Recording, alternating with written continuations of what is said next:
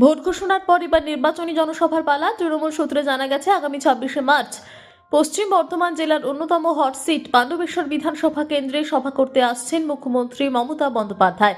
ওই দিন দুপুরের দিকে লাউদোহা ফুটবল ময়দানে এই সভা হবে বলে জানা গেছে। স্বাভাবিকভাবেই সেই সভা ঘিরে চূড়ান্ত তৎপরতা শুরু হয়ে গেছে দলের কর্মীদের মধ্যে।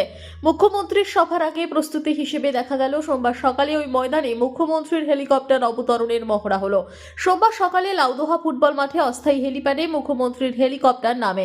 সেখানে উপস্থিত ছিলেন তৃণমূলের অনেক কর্মী ও সমর্থক। দলীয় সূত্রে জানা গেছে মুখ্যমন্ত্রী দুদিন দুর্গাপুরে থেকে এখান থেকেই দক্ষিণবঙ্গের একাধিক জায়গায় প্রচারে যাবেন। 26শে মার্চ শিলিগুড়ি থেকে অন্ডালে আসবেন মুখ্যমন্ত্রী মমতা বন্দ্যোপাধ্যায়। সেখান থেকে লাউদোহা মাঠের সভায় উপস্থিত হবেন তিনি। এখানে জনসভা শেষ করে বীরভূম জেলার দুবরাজপুরে সভা করবেন। সেখান থেকে দুর্গাপুরে আসবেন মুখ্যমন্ত্রী। রাতে থাকবেন দুর্গাপুরে। 27 তারিখ সকালে দুর্গাপুর থেকে যাবেন বাঁকুড়া জেলায় ছাতনা ও ওন্দাতে দুটি সভা করবেন মুখ্যমন্ত্রী। সভা করে ফিরে আসবেন দুর্গাপুরে।